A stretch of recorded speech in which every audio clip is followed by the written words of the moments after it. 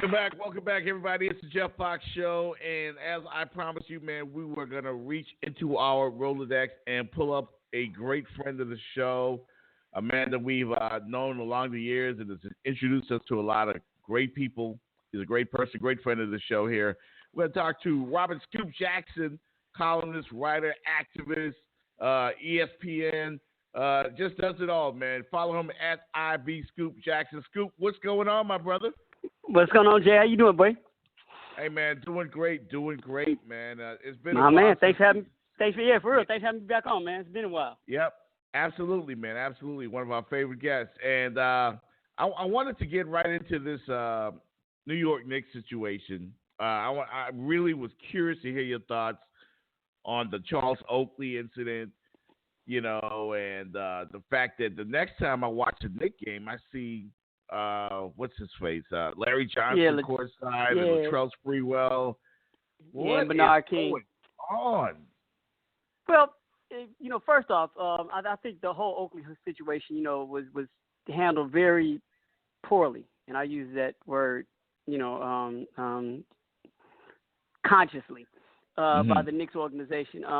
Still haven't seen evidence of tape where, you know, Oakley was as belligerent as they said he was coming in, and, you know, how they had the radio people ahead of time before he got to his seat, you know, just from my eyesight, and it's hard to trust what comes out of the PR department from the Knicks and what comes out of anybody from the Knicks front office because of how untrustworthy they've been in the past.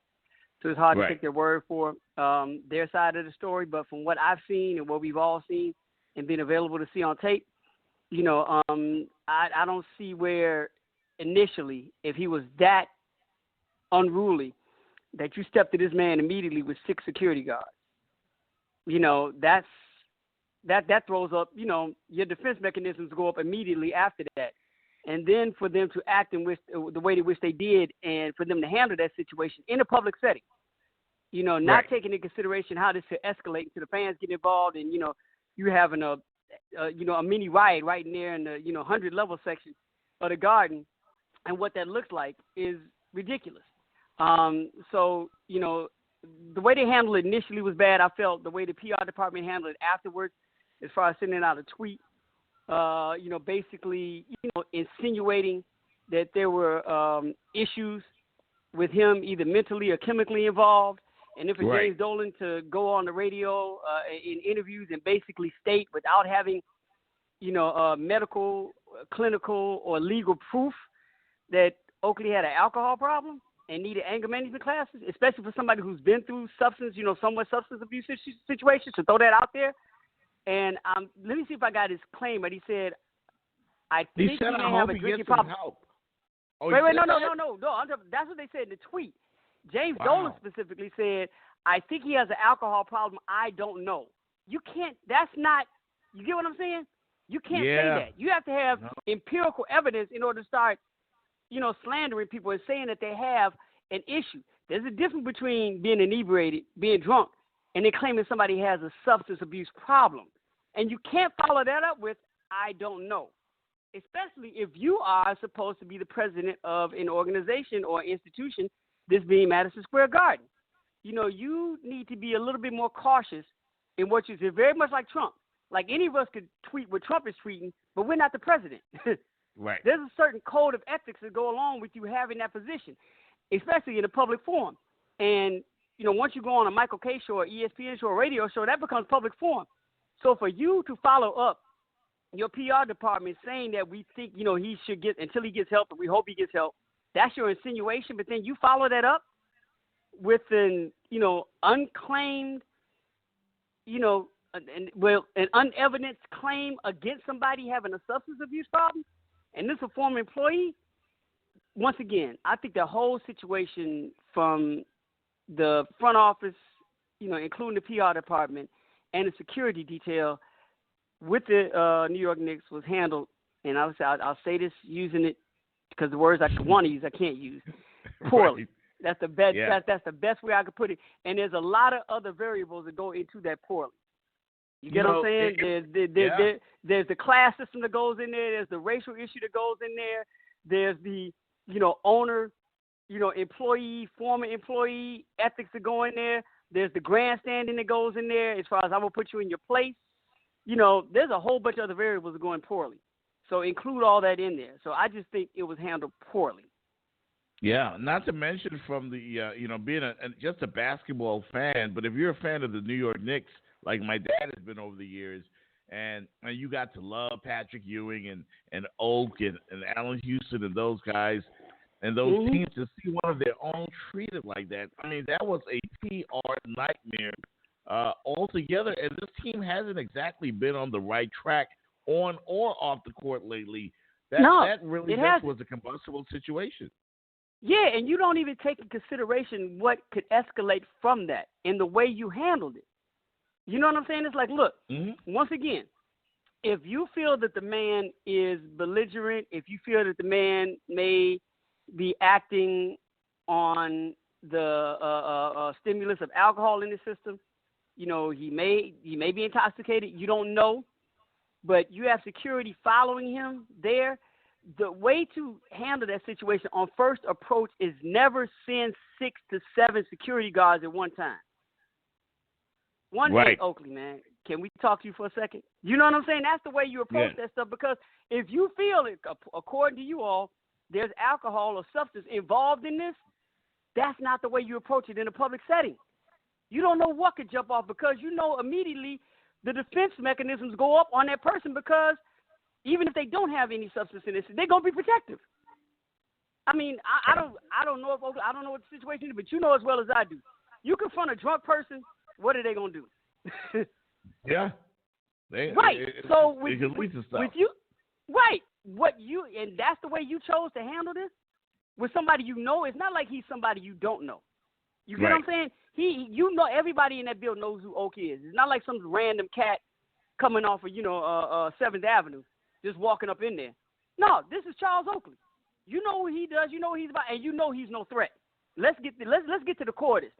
What threat does Oakley really pose that you need that many security guards? Really, seriously? Yeah, that was absurd. It really that was stupid.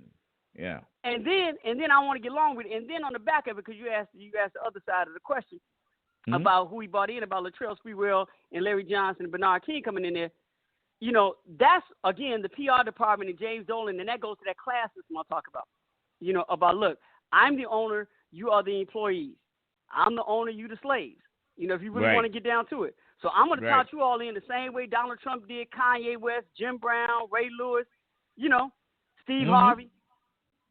Y'all are going to be, that's who I'm going to tout you all in. And they fell into that. Which now, Larry Johnson works for the Knicks. So, I mean, he could have took a stand too. But it's very similar to what we saw Trump do to the black people that he brought in just for photo ops. It's the exact same thing. Dolan did the exact same thing.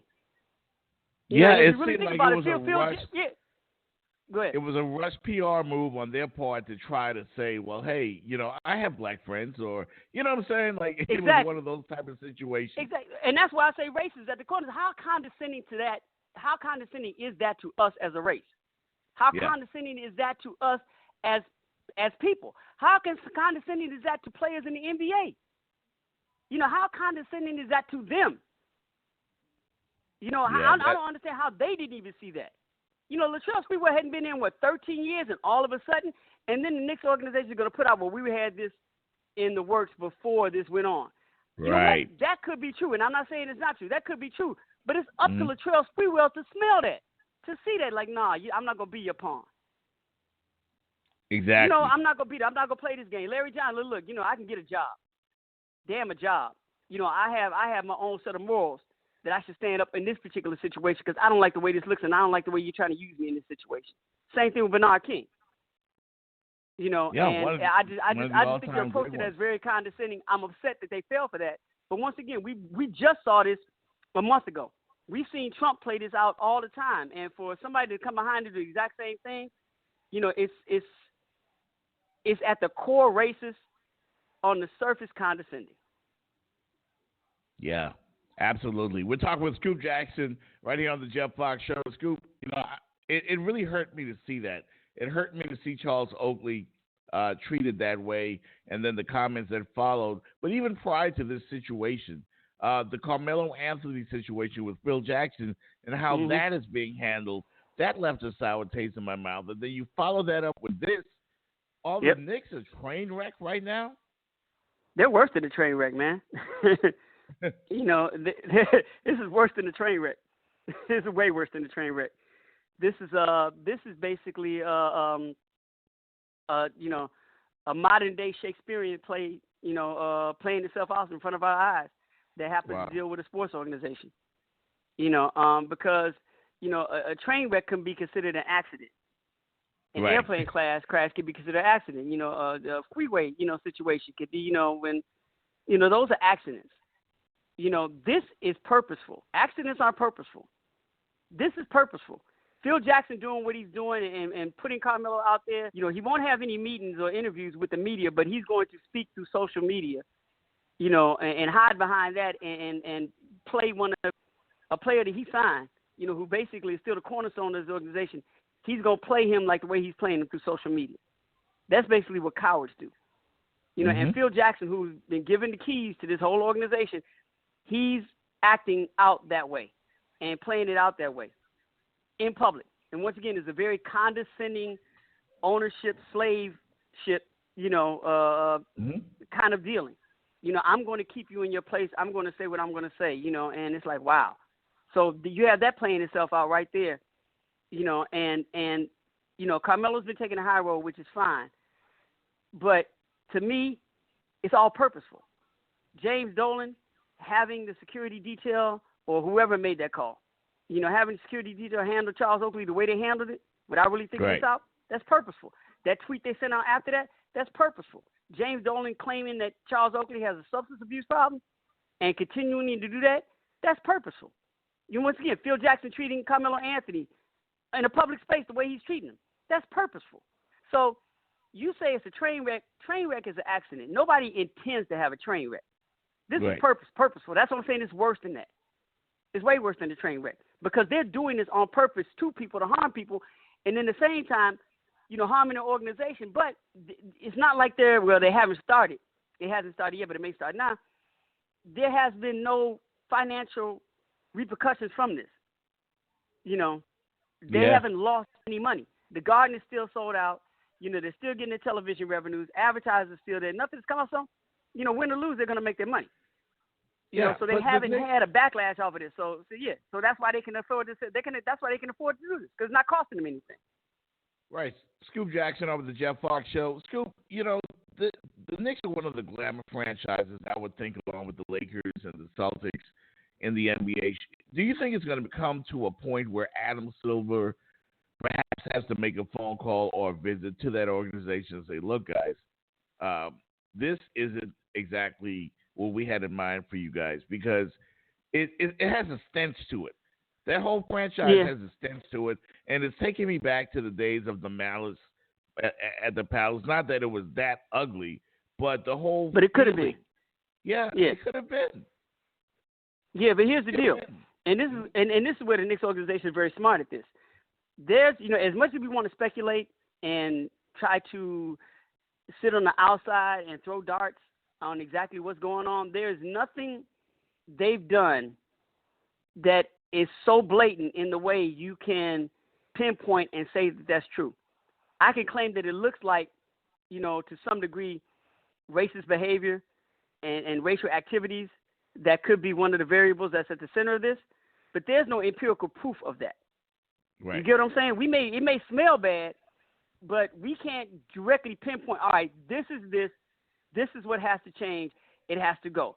They've been very smart, and that's, you know, part of being purposeful, because when you're purposeful, that means you're calculating.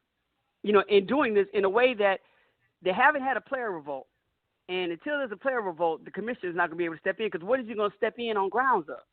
On grounds of what it looks like? On grounds of what it seems? On grounds of on our public speculation? No, the commissioner's not going to step in on that. You know, the commissioner stepped in when there was empirical evidence against Sterling with the Clippers. That's what I'm talking. You need that type of stuff. Like, look, bottom line, now I have empirical evidence that shows, you know, we're dealing with something that is a behavior trait that we don't accept in the NBA. None of our owners, none of our board of directors, nobody here is in line with that. So we have evidence right now that proves that this is exactly what it is. Plus, you had a player revolt where you had players that were so unhappy, you know, that they were talking about leaving, you know, and they did take a stand by turning their, you know, warm-ups inside out. But you were creating a bad culture where the players didn't want to exist there. It hasn't gotten that way with the Knicks yet because, one, there's no empirical evidence, and the players haven't started to turn on the franchise yet. So until those things happen, there's no reason for Adam Silver to even step in. You know, he can make a call and say, hey, man, y'all, you know, what's going on there? James, you need to straighten this stuff up. Because if it doesn't straighten up, if it gets any worse, this is going to be my next course of action. You know, but right now, for what we're talking about, there's no reason for him. There's no reason for him to step in. There's nothing there.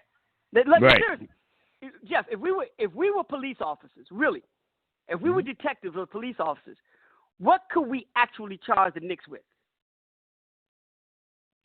Nothing at this point because all we have is circumstantial. Yep.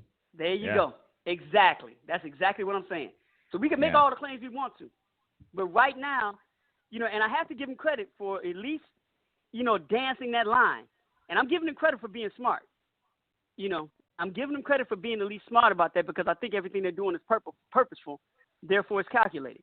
So I give him credit for being smart. Yeah.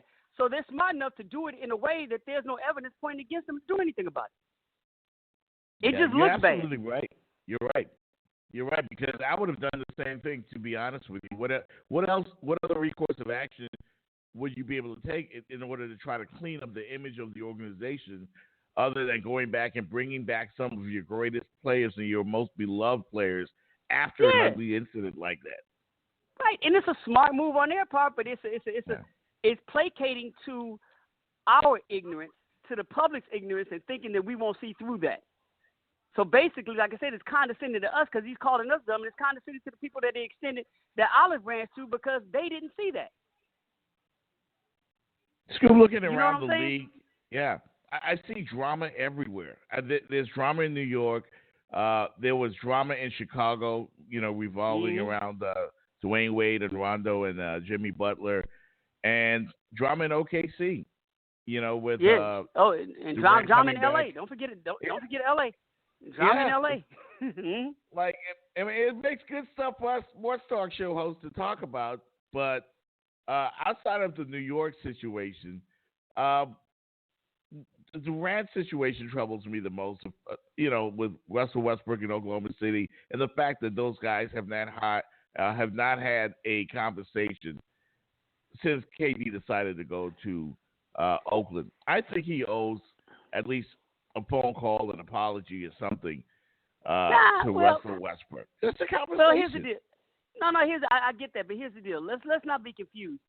And I don't want to say I don't disagree with you, but I take the other side. I think the Knicks situation is far worse than that because it's a bad look on the entire organization. It's not something that weighs in between the lines of what goes on in the court or the business side of basketball. This is something different, you know, and it's attached itself to losing. Oklahoma City is not losing.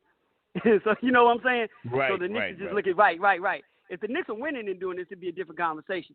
But they're not winning, so we have to pile that on top of that. And me being a Knicks fan, you know, that's why I think bothers me more. But in the Kevin Durant situation with Oklahoma City and Russell Westbrook, see, I look at it differently in that I don't think he owes them a phone call because I haven't gotten caught up into that narrative that believes that they were actually friends.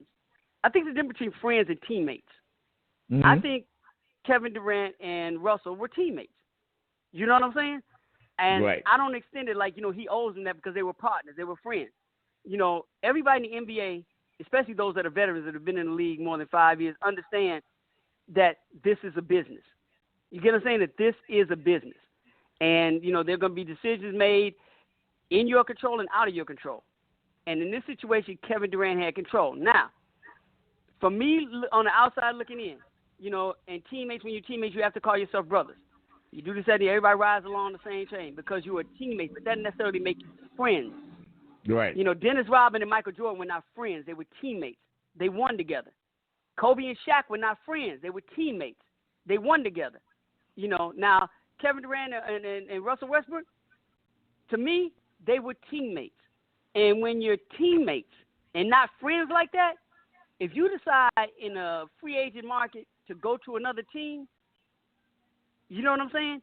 You don't owe your teammate. Right. It's where you don't owe. No, I'm saying you don't owe your teammate a call. You get what I'm saying? You don't owe them a call. Yeah. The same way, I hate to say it, the same way LeBron James did not call Dan Gilbert when he first went to Miami. Right. You get what I'm saying? That's not his friend. That's the owner of the team he plays for. That's his quote-unquote teammate. I don't owe you a phone call. Now, if we are boys, if we're boys, if we're cool like that, we happen to be teammates. You get what I'm saying? If we happen to be, and we're boys at the same time, like Scotty and Mike are boys. They still cool. They remain cool.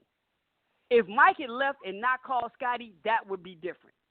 Because it's like, because you got, through the course of your however long your career is with that organization, at the end of the day, but when you leave, you have 14 other teammates, because there's 15 that's on the squad altogether. 12 play, but 15 on the squad. You got 14 other teammates. Are you going to call each one of them? No, you're not. But you have a certain amount of friends, maybe. In the particular case I'm using Mike and Scotty are friends. If Mike had left and not called Scotty, Scotty would not be upset because he was Mike's teammate. I mean, Mike got 14 other calls to make. I'm his boy. We've been boys since this time. He at least owed me a phone call. I didn't get that from Russ and Kevin. I don't get it now. And it kind of validates my theory in this is because of the way it fell out. Yeah. You know what I'm saying? If they were friends, they would have talked about it by now.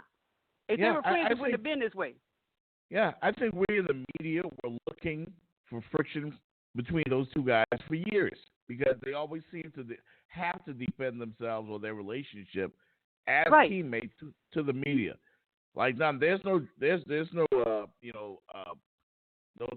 pecking order or top dog status that we're battling over. We're a team. They always had to say that, and I noticed that especially when they came down here to Miami for the NBA Finals.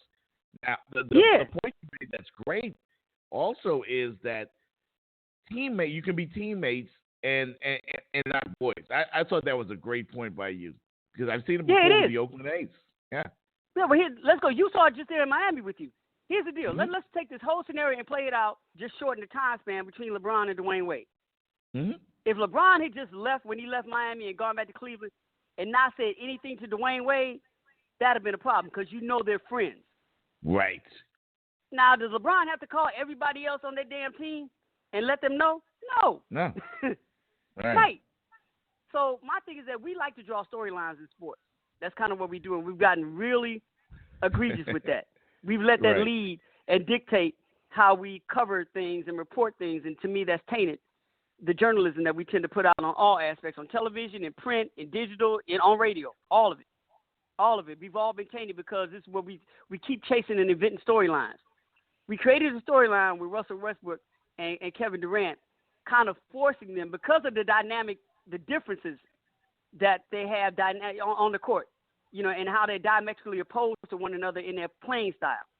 And when we have this whole rule that, the most stupidest question I think is in basketball is who's going to take the last shot. Everybody knows the game dictates that. There's no one player that every 82 games is going to take the last shot. It depends on who's hot, who you're coming. There's so many other variables that go into who takes the last shot, but we asked that question to try to establish a pecking order.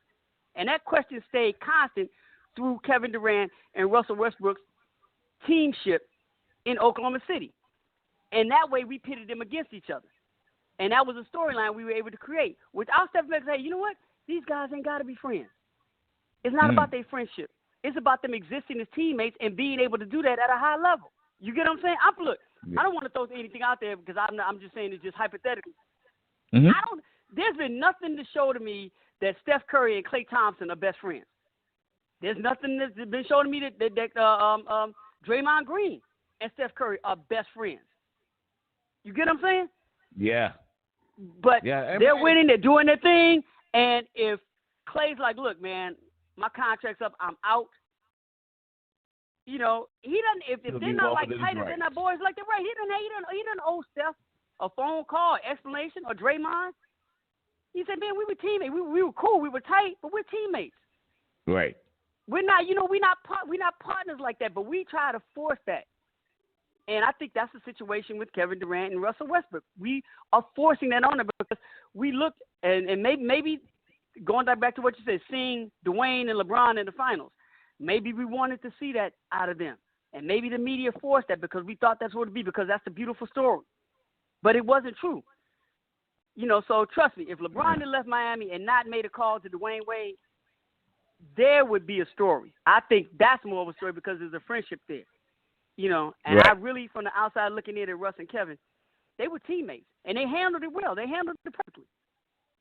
We're talking with Scoop Jackson here on the Jeff Fox Show. And Scoop, before we wrap it up, I know it's a dead story now, or it's been a couple of weeks, but the whole Barkley LeBron thing, I really defended LeBron in that, and a lot of people felt like I may have been wrong on that, and LeBron got kind of personal. But I look at the climate of today's sports world, not just NBA, but Major League Baseball, NFL, boxing, whatever sport. LeBron's record, to me, is spotless since he's been the chosen one from high school. Yeah. No DUIs, no domestic violence issues. He's very politically and socially conscious. I think that ought to stand for something when you look or judge this guy. And if he got personal with one reporter once in his career, I think he needs to get a pass on that. I hear you. To a certain degree, I agree with you. But LeBron also has to, I think, be aware of what his overall reputation is, and that is that he can come off as feeling privileged. He can come off as feeling that he is the chosen one, that the regular rules don't apply to him, that his skin is not the thickest, and I just think in this particular situation, I'm glad that he did say something back. I just wish he didn't go. I'm like a lot of other people, right? Because it's a better way to come back at somebody when they don't go that way with you, and it showed more of, to me, you not being able to, in your mind, combat what he happened to be saying about you on the surface. It's like a kid who you're beating, either in a verbal fight, or if you're beating somebody in a verbal fight, a kid in a verbal fight, the first thing they're going to do to defend themselves and to try to even the tables is scream out your mama.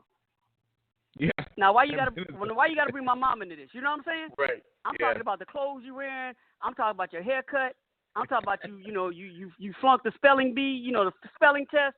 Right. You couldn't pull Sally or Shaniqua. They dissed you. Whatever. Something like that, whatever. But then all of a sudden, your comeback to me dogging you on that thing is your mama.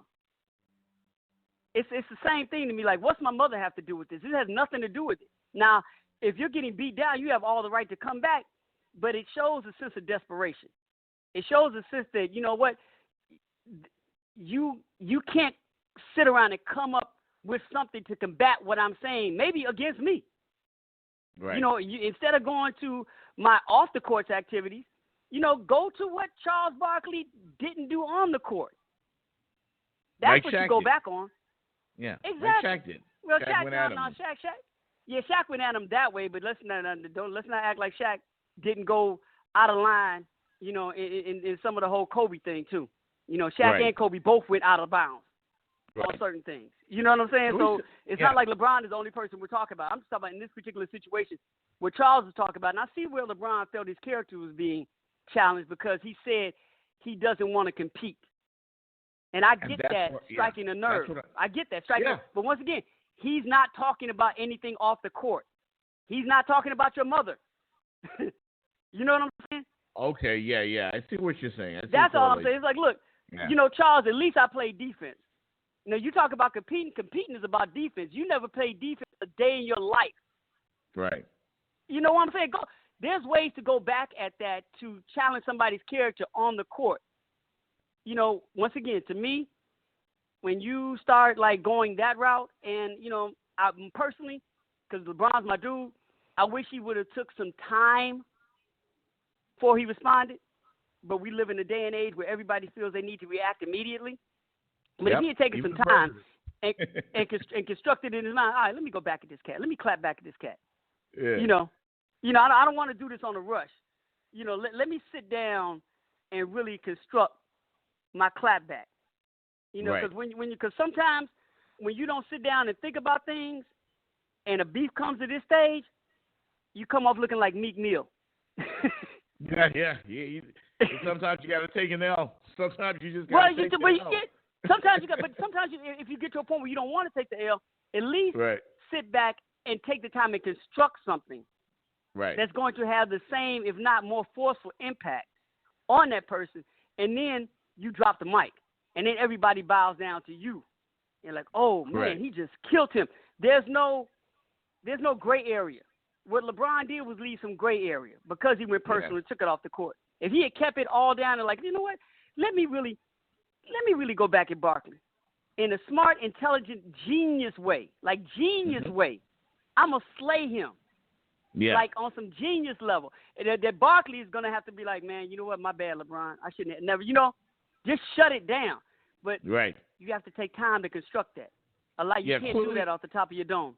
And I wish LeBron would have taken time. Yeah. Right.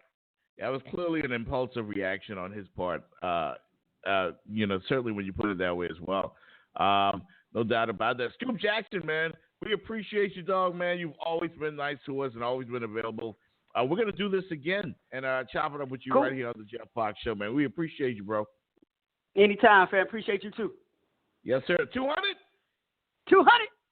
There we go. Later.